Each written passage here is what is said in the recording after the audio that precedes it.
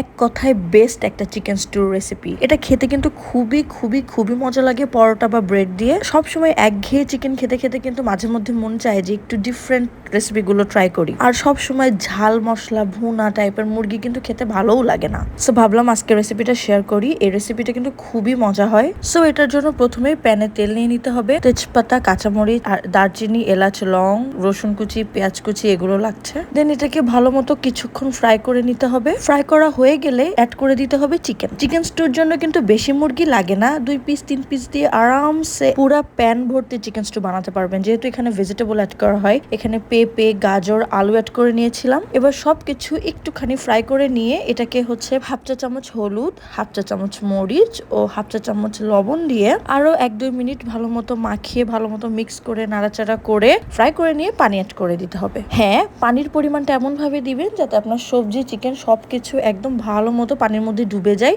এবং সবকিছু একবারে সিদ্ধ হয়ে যায়। যেহেতু এখানে আমরা ব্রথ রাখবো, সো পানির পরিমাণটা কিন্তু কম হলে শুকিয়ে যাবে। আপনাদের কাছে যদি অ্যাভেলেবল থাকে তাহলে চিকেন স্টকের যে কিউবগুলো পাওয়া যায় সেটা একটু অ্যাড করে নিতে পারেন, তাহলে টেস্টটা আরো একটু বেড়ে যাবে। তারপর ঢাকনা দিয়ে সিদ্ধ করতে দিতে হবে। এবার একটা প্যান নিয়ে গোটা জিরে অ্যাড করে দিব। দেন এটাকে একটু ফ্রাই করে নিতে হবে। দেন এখানে হাফ চা চামচ লবণ ও হাফ চা চামচ গোলমরিচের গুঁড়ো অ্যাড করে দিব। আপনাদের কাছে গোটা গোলমরিচ থাকলে সেটাও ফ্রাই করে নিতে পারেন, নিয়ে মিহি করে নিতে হবে হামানদিস্তা বা শিলপাটাতে। আমার কাছে গোটা গোলমরিচ ছিল না, এই জন্য আমি গুঁড়োটাই ব্যবহার করেছিলাম। এবার সবকিছু ভালো মতো পিষে নিব। আপনাদের কাছে যদি ভাজা জিরা আগেই করা থাকে তাহলে এই ঝামেলাটা আপনাদের করতে হবে না। সো ঢাকনা উঠিয়ে ফেললাম। আমার চিকেন, ভেজিটেবল সবকিছু খুব ভালো মতো সিদ্ধ হয়ে গিয়েছে। এটা কিন্তু খুব নরম করতে হবে না। আপনারা কিন্তু চাইলে প্রেসার কুকার ব্যবহার করতে পারেন, তাহলে কিন্তু একদম ঝটফট এটা রেডি করে নিতে পারবেন। দেখতেই পাচ্ছেন ভেজে পিষে নেওয়া মশলাগুলো অ্যাড করে দেওয়া হচ্ছে এখানে। এবার সবকিছু ভালো মতো একটু মিক্স করে নিলেই আমাদের রান্নাটা অলমোস্ট হয়ে যাচ্ছে। হ্যাঁ, আরেকটা কথা বলি, যারা ওয়েট লস করতে চাচ্ছেন তারা কিন্তু এই রেসিপিটা ট্রাই করতে পারেন। হরহামেশা এগুলা খেতে পারেন, কারণ হচ্ছে এখানে কিন্তু অনেক কম পরিমাণে তেল ব্যবহার করা হয়ে থাকে। বাসায় ডায়াবেটিক্স, হাই ব্লাড প্রেশারের মানুষ থাকলে কিন্তু তাদের জন্য এটা একদম পারফেক্ট একটা খাবার হবে। যখন একদমই কোনো কিছু বানানোর আসলে এনার্জি থাকে না, তখন কিন্তু এই ফাঁকিবাজি রেসিপিগুলো ট্রাই করা হয়।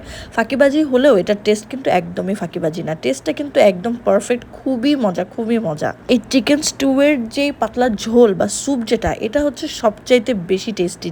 সো দেখতেই পাচ্ছেন যে সার্ভ করে নেওয়ার পরে এখানে একটু ধনেপাতা দিয়ে গার্নিশ করে নেওয়া হচ্ছে। যেহেতু একদম পাতলা সুপি টেক্সচারের একটা স্টু, এখানে কিন্তু লেবু অ্যাড করে নিতে ভুলবেন না।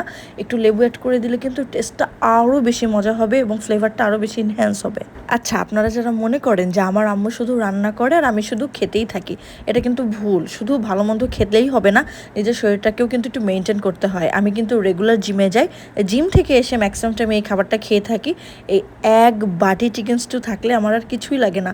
অল্প একটু রুটি, অল্প একটু পরোটা দিয়ে আমি একদম পেট ভরে আমার ডিনারটা কমপ্লিট করে নিতে পারি। সো আশা করি রেসিপিটা আপনাদের ভালো লেগেছে। রেসিপিটা মাস্ট ট্রাই করবেন এবং আমার আম্মুর পেজটিতে একটি ফলো, ভিডিওটি ফ্রেন্ডস অ্যান্ড ফ্যামিলির সাথে শেয়ার করে দিতে ভুলবেন না। Thank you.